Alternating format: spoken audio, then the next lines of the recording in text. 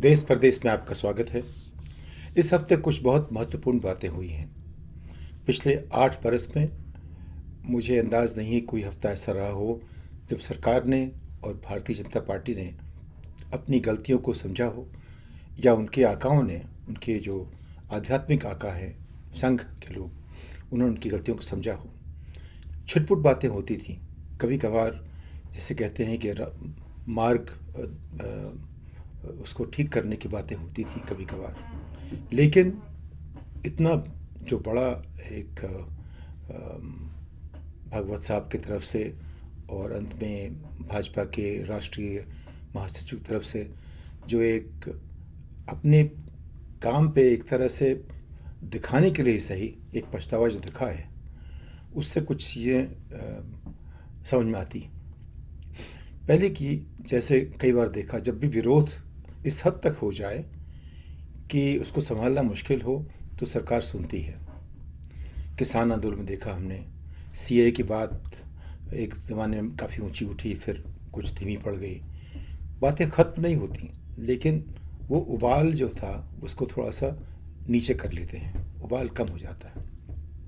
तो जो भागवत ने बातें कही उस पर देखा, आपने देखा कई तरह की चर्चा हुई है।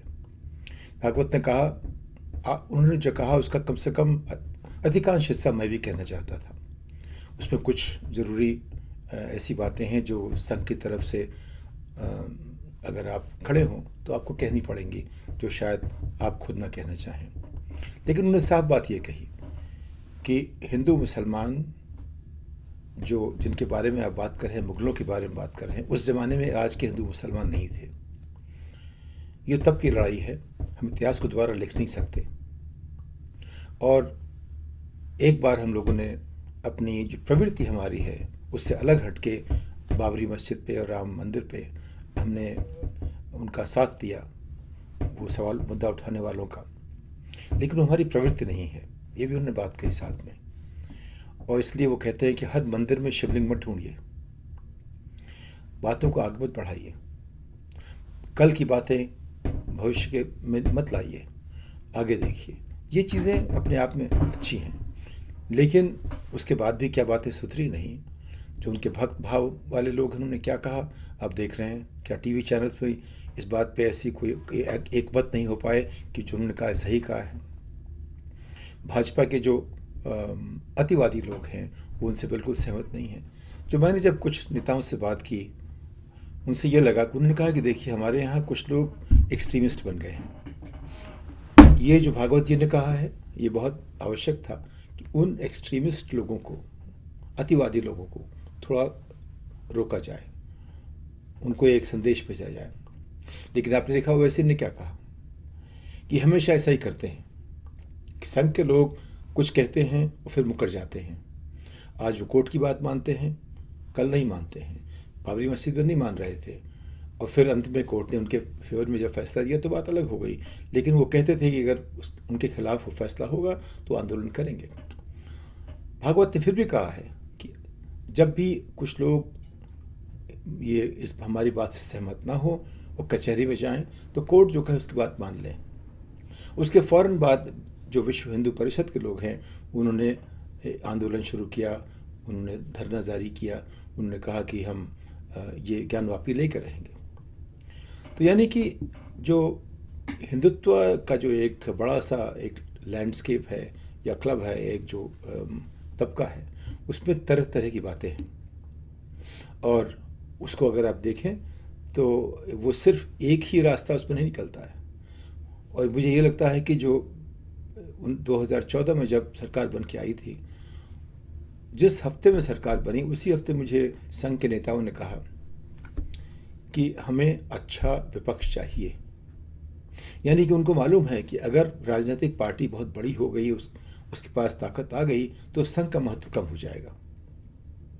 संघ का महत्व कम ना हो इसके लिए उनको भी चाहिए एक विपक्ष।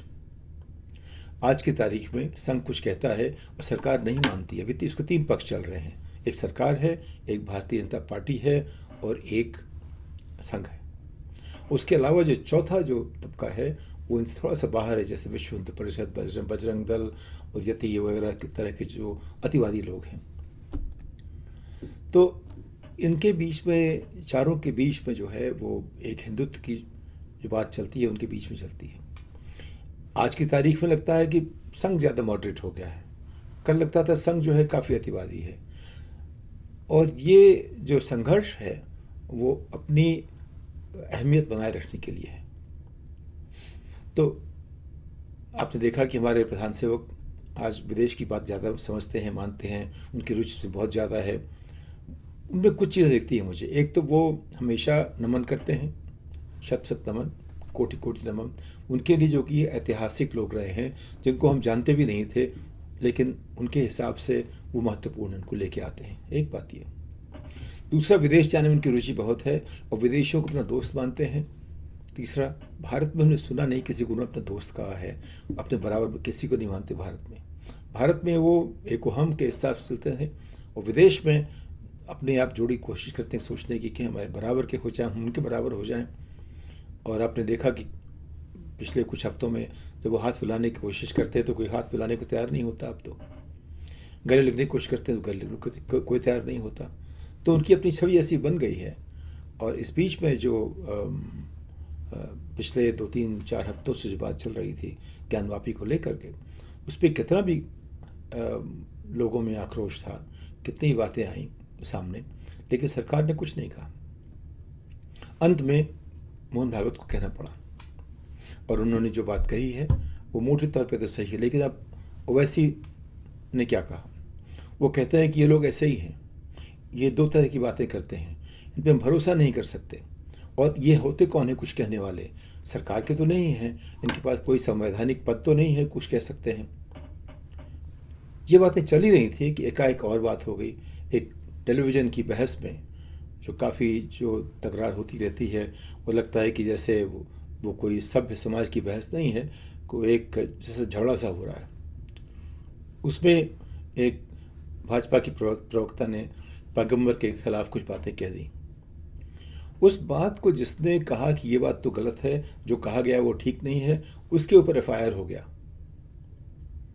लेकिन नूपुर शर्मा जो उनकी भाजपा की प्रवक्ता हैं, उनके ऊपर जो कई लोगों ने उनको धमकियाँ वगैरह दी होंगी, जैसे कि अक्सर होता है, दोनों तरफ से होते रहते हैं। तो उसको लेकर के मुझे लगा कि शायद वो बना रही हैं एक भूमिका कि उनको सिक्योरिटी वगैरह मिले। मैं अकेला नहीं था ऐसे सोचने वालों में से। वो मुझे लगा कि इसका क्या हर्ष होगा। लेकिन जब उसका जो प्रभाव पड़ा पश्चिम एशिया में, और वहाँ बात शुरू हुई हिंदुस्तान के बाइकआउट करने की, हिंदुओं को के साथ ऐसा बर्ताव करने की, वहाँ से भाग जाएं और संबंध टूटने की, तो आज एकाएक भाजपा के राष्ट्रीय महासचिव ने एक चिट्ठी लिखी।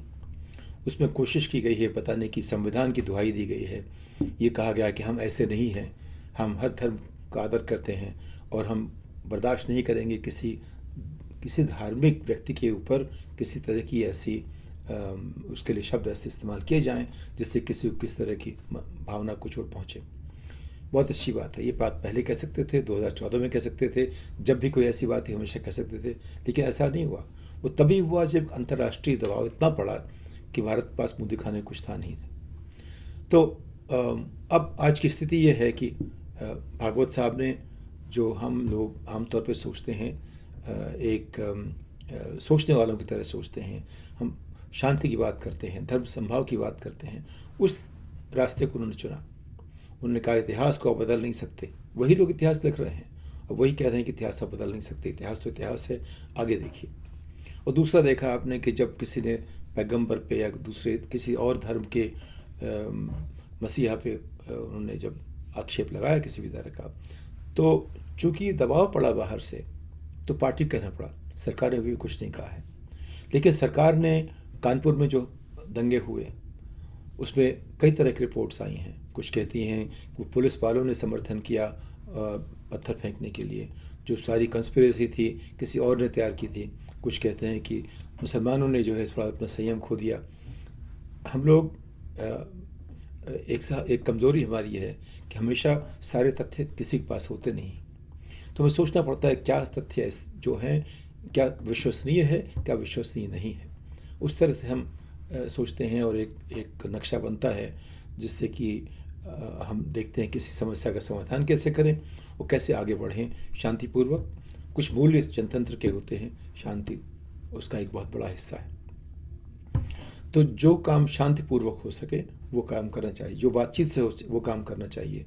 जहाँ भी झगड़े की बात हो उससे उसका हल निकालना चाहिए, झगड़ा ना हो। ये सब चीज़ें गवर्नेंस के हिसाब ज़रूरी हैं, जनतंत्र को आगे बढ़ाने के हिसाब ज़रूरी हैं, सब समाज के लिए ज़रूरी हैं।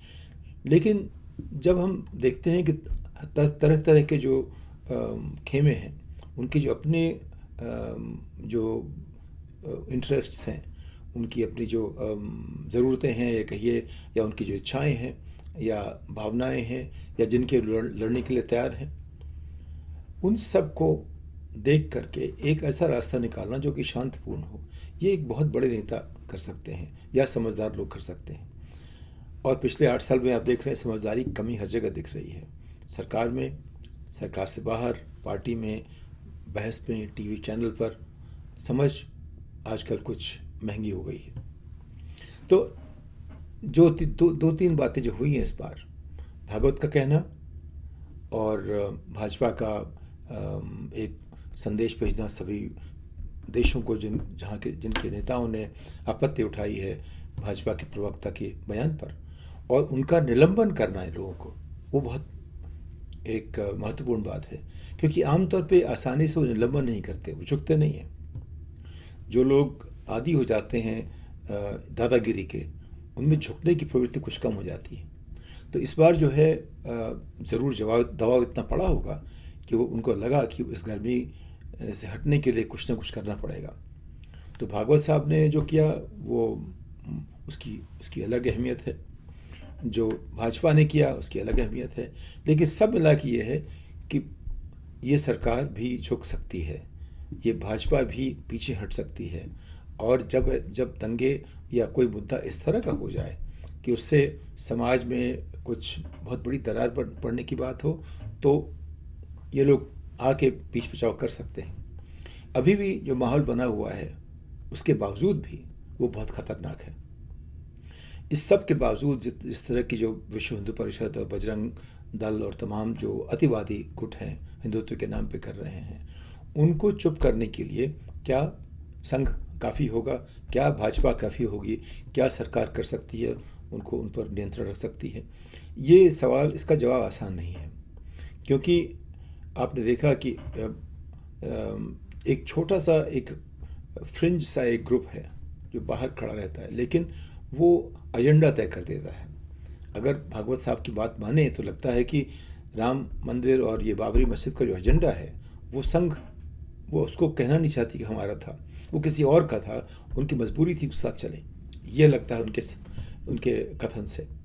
और अगर आप देखें जो अब संविधान की दुहाई देने वाला जो भारतीय जनता पार्टी का जो एक बयान है, ये नूपुर शर्मा और नवीन जिंदल कांग्रेस वाले नहीं है, ये जिंदल स्टील वाले नहीं है, कोई कार्यकर्ता है भाजपा के।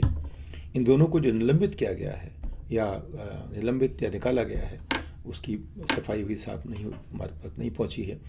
लेकिन निलंबित कम से कम हुए हैं, और शायद एक को निकाला गया है, एक को निलंबित किया गया है। ये अपने आप में महत्वपूर्ण बातें हैं। तो दबाव बनाए रखना चाहिए, और जहाँ दबाव देश में न बने वहाँ विदेश से बनाना पड़ेगा। ऐसे भी आज जनतंत्र और हमारा समाज अंतर्राष्ट्रीय हो चुका है, वैश्विक है। वो सिर्फ अपनी सीमाओं से बंद नहीं रह जाता। हमारी अर्थव्यवस्था, न हमारी संस्कृति, न हमारी सोच, न हमारी समझ, न हमारी सिनेमा, न हमारा मीडिया, सब कुछ प्रभावित होता है दुनिया भर से।